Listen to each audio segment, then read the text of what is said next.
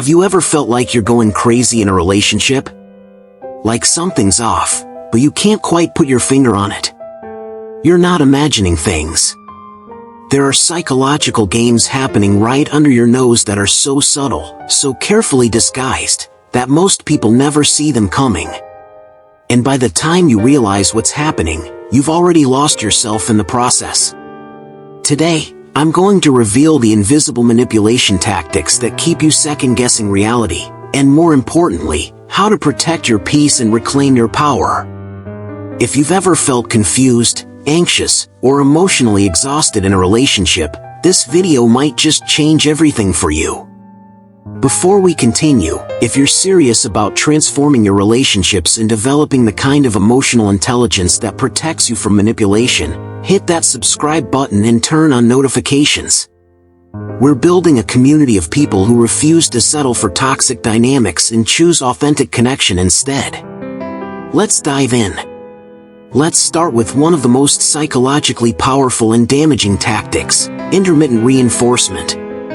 This is the cornerstone of emotional manipulation, and it's so effective that it's literally used in casino slot machines to keep people addicted to gambling. Here's how it works in relationships. She gives you intense affection, attention, and validation at unpredictable intervals. One day, she's texting you constantly, making you feel like you're the center of her universe, planning future trips together, talking about deep emotional connections. Then suddenly, she goes cold. Radio silence. Short responses. Seems distant and uninterested. You're left confused, wondering what you did wrong, frantically replaying every conversation in your mind. Then, just when you're about to give up, she comes back warm and loving again. And the cycle repeats. Why is this so powerful? Because intermittent reinforcement creates a stronger psychological bond than consistent positive reinforcement. When you never know when you're going to get that hit of validation, your brain becomes obsessed with figuring out the pattern. You become hypervigilant, constantly analyzing her mood, walking on eggshells, doing whatever you think might bring back the good version of her. This isn't love, it's addiction. And she knows it. The woman who uses this tactic understands that by being inconsistent, she keeps you emotionally invested and constantly trying to earn her approval. You're no longer in an equal partnership. You're a rat in a maze, desperately searching for the cheese that only appears when she decides you deserve it. Real love is consistent. It doesn't disappear and reappear based on someone's whims or desire for control. If you find yourself living on an emotional roller coaster where you never know which version of her you're going to get, you're not in a relationship, you're in a psychological experiment. The second tactic is what I call strategic ambiguity, and it's devastatingly effective because it operates in the gray areas of communication. She never quite defines the relationship. When you try to have the talk about where things are going, she gives you just enough to keep you around but never enough to feel secure.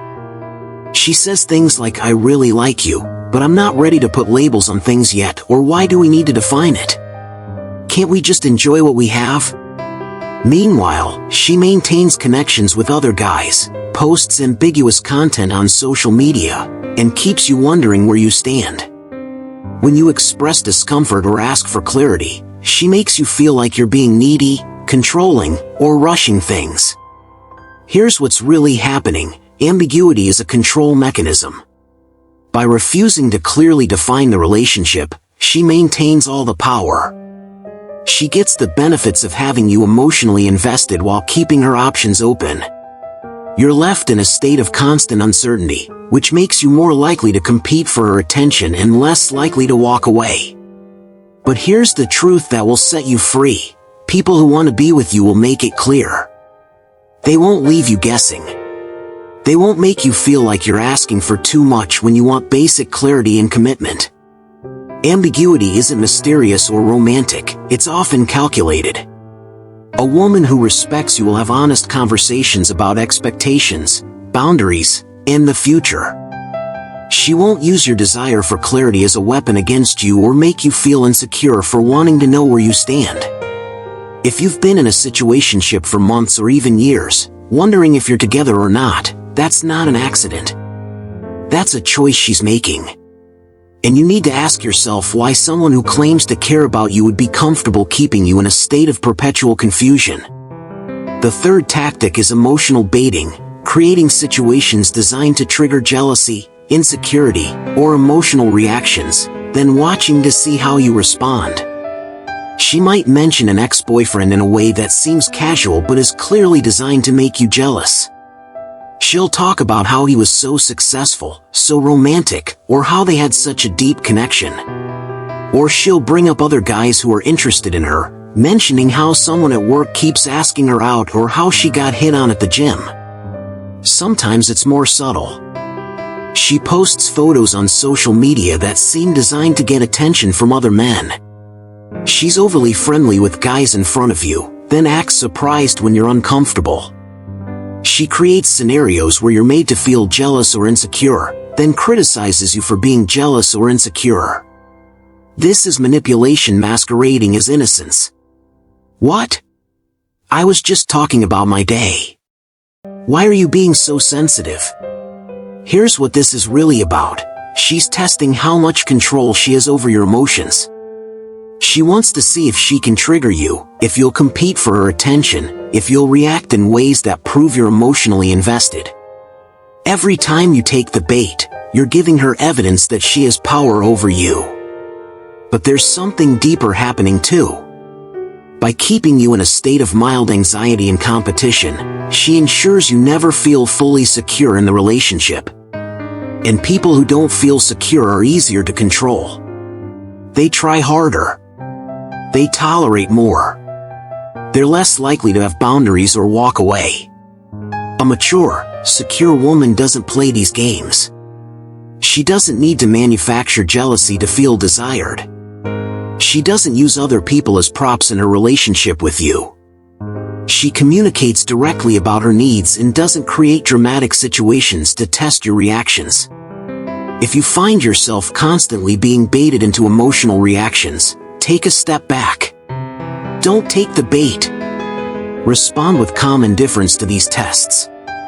A woman who truly respects you will stop playing games when she realizes they don't work. And a woman who doesn't, well, now you know what you're dealing with. This fourth tactic is particularly insidious because it makes you doubt your own perception of reality. It's a form of gaslighting that happens through selective memory and rewriting history. You have a conversation where she clearly says one thing, but later she insists she never said it. You make plans together, but when the time comes, she claims you never actually confirmed anything. You express a concern, she dismisses it, then weeks later she brings it up as if you never mentioned it and she's the one who noticed the problem. She remembers things that benefit her version of events with perfect clarity but conveniently forgets anything that would make her look bad or hold her accountable. Arguments get reframed in her memory so that she's always the victim and you're always the one who messed up. Over time, this makes you question your own memory and perception. You start second-guessing yourself constantly. Did that conversation really happen the way I remember? Am I remembering this wrong? Maybe I am too sensitive. Maybe I did agree to that. This is psychological warfare. By making you doubt your own memory and perception, she's eroding your confidence and making you more dependent on her version of reality. You become easier to control when you don't trust yourself. Here's your defense: start trusting yourself again. If you remember something clearly, trust that memory. If you need to, keep a journal of important conversations and events. This isn't about being paranoid, it's about maintaining your grip on reality when someone is actively trying to make you question it. Pay attention to patterns. If you find yourself constantly being told that your memory is wrong, that things didn't happen the way you remember, that you're being too sensitive or imagining things, that's a red flag the size of a billboard. In healthy relationships, both people can acknowledge when their memory might be imperfect. There's room for different perspectives and honest miscommunication. But there's a huge difference between occasional misunderstandings and a consistent pattern of rewriting history to avoid accountability. The fifth tactic is one that's particularly difficult to call out because it hides behind apparent vulnerability, the perpetual victim narrative. Every time you try to address something she's done that hurt you, she somehow flips it so that she's the one who's suffering. You try to talk about feeling neglected, and suddenly you're hearing about how hard her life is, how much she's struggling, how insensitive you are for adding to her stress. You try to establish a boundary, and she breaks down crying, telling you about past traumas, past relationships where she was hurt, making you feel like a monster for having needs or expectations. Every conversation about your feelings or concerns gets redirected to her pain, her struggles, her wounds. Don't get me wrong, everyone has pain. Everyone has struggles. And partners should support each other through difficult times. But there's a massive difference between sharing your struggles within a healthy relationship and weaponizing your pain to avoid accountability. When someone consistently uses their victim status to deflect from their behavior, they're manipulating you through guilt and sympathy. They're making it impossible for you to have legitimate concerns without feeling like a villain. And over time, you stop bringing things up because it's not worth the emotional exhaustion of having every conversation turned into a referendum on how much you care about her suffering. This creates a dynamic where the relationship becomes entirely about her needs, her feelings, her trauma. Your needs become secondary or non-existent because addressing them would mean she has to be accountable, and that doesn't fit the victim narrative. Here's what you need to understand. People who genuinely struggle with pain and trauma but are committed to healthy relationships can still hear your concerns. They can acknowledge when their behavior has hurt you, even while dealing with their own stuff. They don't use their pain as a shield against all criticism or a get-out-of-jail-free card for bad behavior. If every attempt at honest communication results in you consoling her while your original concern gets completely ignored, that's not vulnerability, that's manipulation. And you're not responsible for managing someone else's emotions to the point where you can't express your own. The sixth tactic is subtle and often feels like love at first, isolation disguised as intimacy. She wants to spend all her time with you, which seems romantic initially. But slowly, she starts expressing discomfort with your friendships. She says your friends are a bad influence or don't really care about you. She gets upset when you make plans without her. She makes comments about your family being toxic or not understanding you the way she does. At first, this might feel like she just wants to be close to you, like you're her priority.